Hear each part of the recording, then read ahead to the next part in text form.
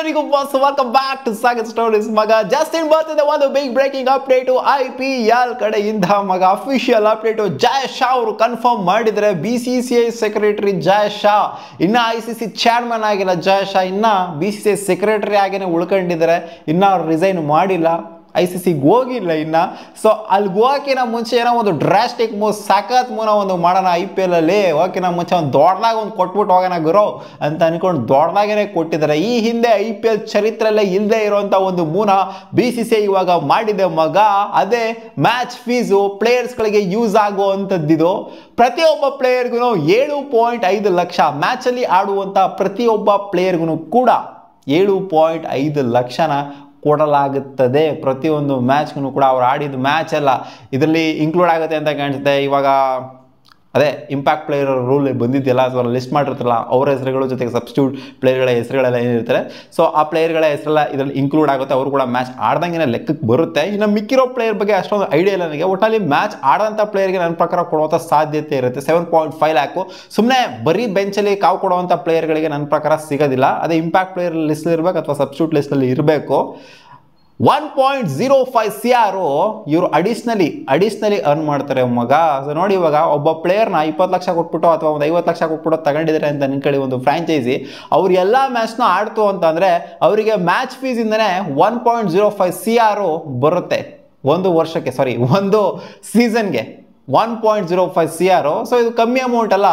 ದೊಡ್ಡ ಪ್ಲೇಯರ್ಸ್ಗೆ ಇದು ಕಮ್ಮಿ ಅಮೌಂಟ್ ಆಗಿರ್ಬೋದು, ಬಟ್ ಚಿಕ್ಕ ಪ್ಲೇಯರ್ಸ್ಗಳಿಗೆ ಇದು ದೊಡ್ಡ ಯೂಜ್ ಅಮೌಂಟು. 7.5 ಲ್ಯಾಕ್ ಪ್ರತಿಯೊಂದು ಮ್ಯಾಚು ಸಿಗುತ್ತೆ ಅಂದರೆ 14 ಮ್ಯಾಚ್ನ ಕಂಪ್ಲೀಟ್ ಮಾಡ್ತು ಅಂದರೆ ಆ್ಯಂಡ್ ಜೊತೆಗೆ ಪ್ಲೇ ಆಫ್ಸ್ನ ಆಡ್ತು ಅಂದರೆ ಅಡಿಷನಲ್ ಆಗು ಕೂಡ ಕೊಡ್ತಾರಂತೆ. 12.60 CR ಡಿಕ್ಲೇರ್ ಮಾಡಿಬಿಡಿದ್ರೆ ಇವಾಗ ಆಲ್ರೆಡಿ ಎಲ್ಲ ಫ್ರಾಂಚೈಸ್ಗಳು ಕೂಡ ಅಡಿಷನಲ್ ಆಗಿ BCCI ಕಡೆಯಿಂದ ಬರುವಂಥ ರೆವೆನ್ಯೂ ಇದು. ಈ ರೆವೆನ್ಯೂಯಿಂದ ಪ್ಲೇಯರ್ಸ್ಗಳಿಗೆ ಎಲ್ಲ ಫ್ರಾಂಚೈಸ್ಗೂ ಕೊಡಬೇಕು ಅಂತ ಅಪ್ರಾಕ್ಸ್ 10 ಫ್ರಾಂಚೈಸ್ ಅಂತಂದರೆ 100 ಕೋಟಿ ಮೇಲೇ ಹೋಗುತ್ತೆ. BCCI 100 ಕೋಟಿ ಮೇಲೆ ಕೊಡೋದಕ್ಕೆ ಪ್ಲೇಯರ್ಸ್ಗಳಿಗೆ ರೆಡಿ ಆಗಿದ್ದಾರೆ ಅಂತ ಅರ್ಥ ಇದು ಮಗ. ಆಲ್ಮೋಸ್ಟ್ ಒಂದು ಫ್ರಾಂಚೈಸ್ನ ಪರ್ಸ್ ವ್ಯಾಲ್ಯೂ ಅಂತ ಅನ್ಕೋಬೋದು. ಒಂದು ಫ್ರಾಂಚೈಸ್ ಪರ್ಸ್ ವ್ಯಾಲ್ಯೂಗಿನ್ನ ಇನ್ಫ್ಯಾಕ್ಟ್ ಜಾಸ್ತಿ ಅಂತ ಹೇಳ್ಬೋದು.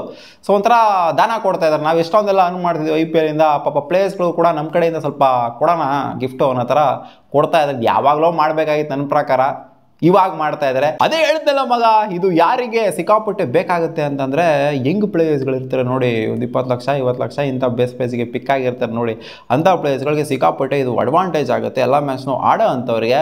ಆಡ್ತು ಅಂತಂದರೆ ಹೆಂಗೆ ಡಿವೈಡ್ ಮಾಡ್ತಾರೆ ಅಂತ ಕರೆಕ್ಟಾಗಿ ಗೊತ್ತಿಲ್ಲ ನನಗೆ. ಯಾಕಂದರೆ 12.60 CRನ ಡಿವೈಡ್ ಮಾಡಬೇಕಾಗತ್ತೆ ಇವರು. ಪ್ರತಿಯೊಬ್ಬ ಪ್ಲೇಯರ್ ಯಾರು ಆಡ್ತಾರೋ ಅವ್ರ ಮಧ್ಯೆ ಡಿವೈಡ್ ಮಾಡಬೇಕಾಗತ್ತೆ. ಸೊ ಇದೆ ಎಲ್ಲ ಪ್ಲೇಯರ್ಗಳು ಇವಾಗ ಹೊಸದಾಗಿ ಬರೋವಂಥ ಪ್ಲೇಯರ್ಸ್ಗಳಿಗೆ ಸಿಕ್ಕಾಪಟ್ಟೆ ಒಂದು ಮೋಟಿವೇಶನ್ ಸಿಗ್ದಂಗೆ ಆಗಿದೆ ಅಂತ ಹೇಳಬೇಕು. ಬರೀ 20 ಲಕ್ಷಕ್ಕೆ ಆಡಬೇಕಾ, ಬರೀ 30 ಲಕ್ಷಕ್ಕೆ ಆಡಬೇಕಾ ಅನ್ನೋ ಥರ ಇಟ್ಕೊಂಡಿರೋದು ಸ್ವಲ್ಪ ಜನ ಮೈಂಡ್ ಸೆಟ್ನ.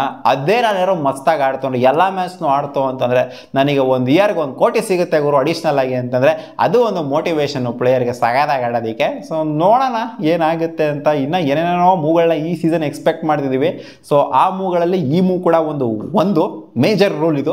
ಸೊ ನೋಡೋಣ ಏನು ಮಾಡೋದು. ಅವ್ರು ತಗೊಂಡೋಗ್ತಾರೆ ದುಡ್ಡನ್ನ, ನಮಗೆ ಕೊಡ್ತಾರೆ. ನೋಡೋದು ಗಿಡೋದೆಲ್ಲ ಏನಿಲ್ಲ. ಪ್ಲೇಯರ್ಸ್ಗಳಿಗೆ ಇದು ಸಿಕ್ಕಾಪಟ್ಟೆ ಒಂದು ಯೂಸ್ಫುಲ್ ಆಗೋಂಥ ರೂಲು ಮಗ. ನನ್ನ ಪ್ರಕಾರ ಇದು ಯಾವಾಗಲೂ ಬರಬೇಕಾಗಿತ್ತು, ಇವಾಗ ಬಂದಿದೆ. BCCI ಸಿಕ್ಕಾಪಟ್ಟೆ ದುಡ್ಡು ಮಾಡ್ಕೊಂಡ್ಬಿಟ್ಟಿದ್ದಾರೆ.